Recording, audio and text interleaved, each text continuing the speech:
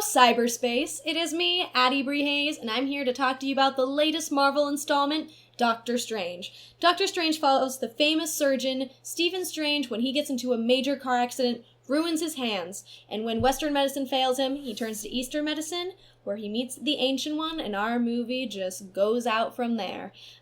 This is a non-spoiler review, so I'm going to talk about my favorite things about the movie, my least favorite things about the movie, and then I will give it a nice, cute rating at the end. To start off, 3 amazing performances are in this movie. Benedict Cumberbatch, Tilda Swinton, and Rachel McAdams. All 3 are some of my favorite performances I've seen in the Marvel Cinematic Universe.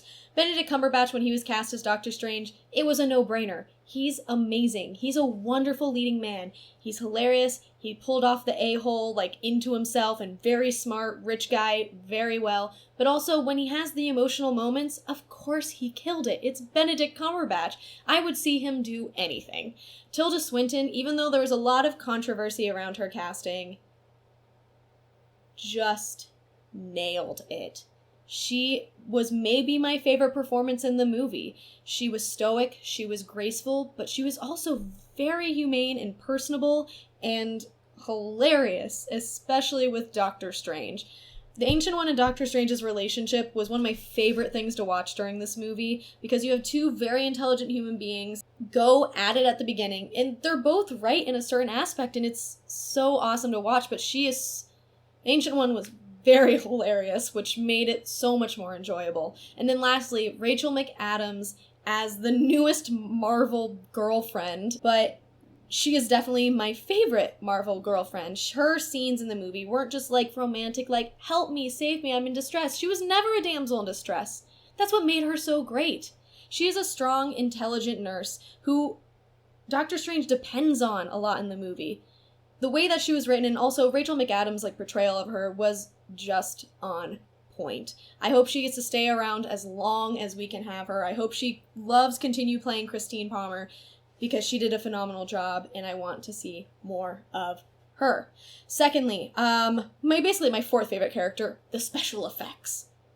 Guys, see this movie in IMAX. The first scene, the scene where Ancient One shows Doctor Strange all these astral dimensions. Some of the best special effects I've ever seen. The creativity, the imagination that went into this, the comic book pages that are put into this movie are amazing and beautiful. And my jaw was dropped for all of those scenes. It was just so beautiful to watch, and it was so overwhelming. It is so good. A huge round of applause to the animators and CGI and special effects, all of it. As I was kind of talking about before, the Ancient One's comedy was really on point.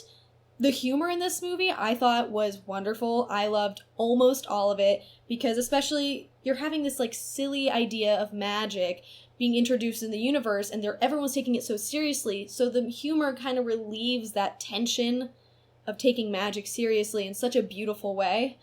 So I enjoyed almost all the humor, except occasionally Chiwetel Ejiofor kind of missed the mark sometimes, but beyond that, wonderful. Benedict Wong, so funny. So funny. And then lastly, the music was the best score I've heard in Marvel. It was kind of horror-esque. It was one of my favorite composers, Michael Giacchino.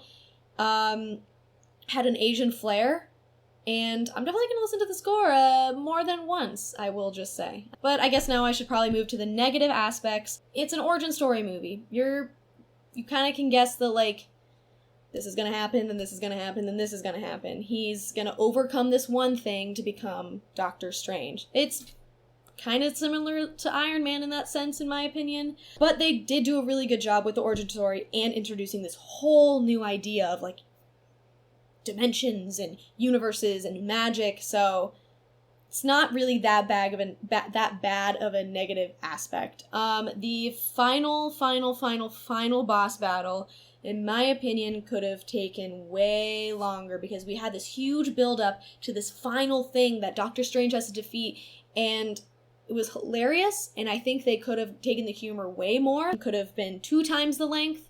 I think they could have just kept going with the joke for so long, but they didn't. But it's okay. It wasn't too short, but I think to really get that joke and rinse that out, they could have gone with it so much farther. And finally, Mads Mikkelsen, really great actor, does a really good performance. This one particular scene when he's like locked up in this contraption, beautiful, beautiful delivery in that part. It's very closed up on him. I think he like has one single tear. It's so strong. But it's kind of I feel like it's a little bit of a waste once again, as it usually is, like it was an Ant-Man. But that's really all that I had a problem with the movie. It was a really strong movie. I give Doctor Strange 4 flying capes out of 5 flying capes, which you'll understand that when you see it. It was funny. It was insane.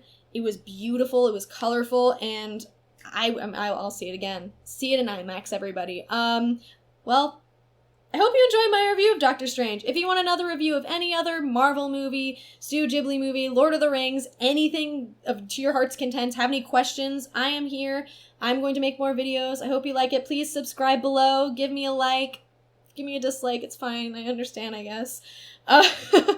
And I will see you guys next time. Thanks for watching.